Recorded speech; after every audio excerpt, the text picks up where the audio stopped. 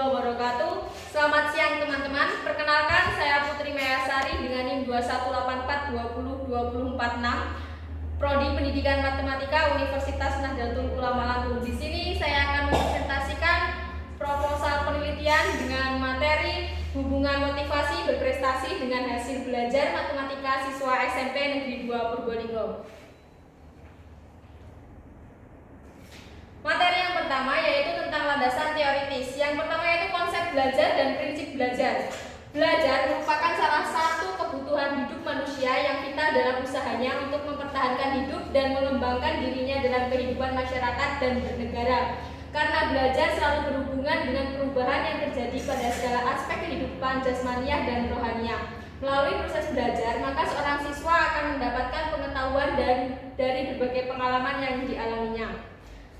Lanjut, yaitu pembelajaran matematika. Pembelajaran merupakan upaya penataan lingkungan yang memberi nuansa agar program belajar tumbuh dan berkembang secara optimal. Standar isi mata pelajaran matematika sesuai dengan Depdiknas 2006 menyatakan bahwa matematika merupakan ilmu universal yang mendasari perkembangan teknologi modern, mempunyai peran penting dalam berbagai disiplin ilmu dan memajukan daya pikir manusia. Mata pelajaran matematika diberikan untuk membekali peserta didik dengan kemampuan berpikir logis, analisis sistematis, kritis, dan kreatif, serta kemampuan bekerja sama. Next, hasil belajar matematika. Hasil adalah suatu istilah yang digunakan untuk menunjukkan sesuatu yang dicapai seseorang setelah melakukan suatu usaha. Bila dikaitkan dengan belajar, berarti hasil menunjukkan suatu yang dicapai oleh seseorang dalam selang waktu tertentu. Hasil belajar termasuk dalam kelompok atribut kognitif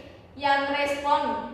Hasil pengukurannya tergolong pendapatan atau judgement, yaitu respon yang dapat dinyatakan benar atau salah. Hasil belajar merupakan tingkah laku secara keseluruhan. Keberhasilan dalam pembelajaran matematika dapat diketahui melalui tes hasil belajar.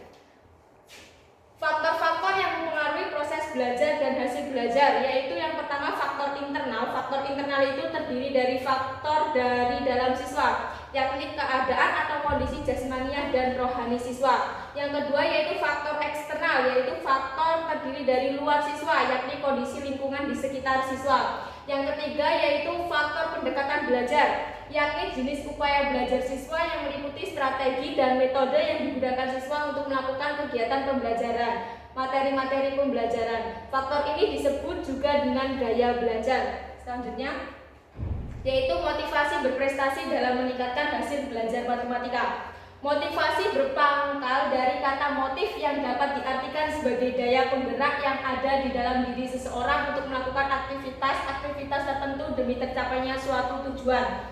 Bahkan motif dapat diartikan sebagai suatu kondisi intern atau kesiapsiagaan, suatu prestasi atau aksimen berkaitan erat dengan harapan. Inilah yang membedakan motivasi berprestasi dengan motivasi lain seperti lapar, haus, dan motif biologis lainnya. Next, faktor-faktor pendukung motivasi berprestasi yaitu faktor individual.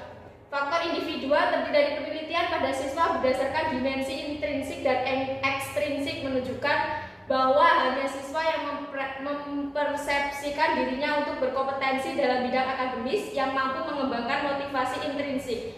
Faktor individual antara lain yaitu pengarahan dari orang tua. Yang kedua yaitu faktor situasional. Pentingnya peranan motivasi dalam proses pembelajaran perlu dipahami oleh pendidik agar dapat melakukan berbagai bentuk tindakan atau bantuan kepada siswa. Motivasi dirumuskan sebagai dorongan baik diakibatkan faktor dari dalam maupun luar siswa untuk mencapai tujuan tertentu guna memenuhi atau memuaskan suatu kebutuhan. Next, motivasi berprestasi dalam belajar matematika. Mr. Celan mengemukakan bahwa di antara kebutuhan hidup manusia terdapat 3 macam kebutuhan, yaitu kebutuhan untuk berprestasi, kebutuhan untuk berafiliasi, dan kebutuhan untuk memperoleh makanan. Motivasi berprestasi adalah kondisi fisiologis dan psikologis, yaitu kebutuhan untuk berprestasi yang terdapat dalam diri siswa yang mendorongnya untuk melakukan aktivitas tertentu guna mencapai tujuan tertentu, yaitu tujuan berprestasi setinggi mungkin.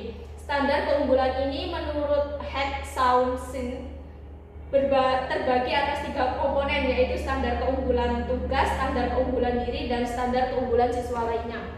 Next, yaitu kerangka berpikir. Dalam kerangka berpikir, proses belajar dipengaruhi oleh beberapa faktor internal dan eksternal. Salah satu faktor internal yang mempengaruhi proses belajar adalah jasmani dan rohani. Faktor internal rohani itu terdiri dari minat, inteligensi, bakat, dan sikap. Yang kedua yaitu faktor eksternal terdiri dari guru, fasilitas, manajemen, kurikulum, lingkungan sekolah, status sosial keluarga, alat belajar, dan lain sebagainya.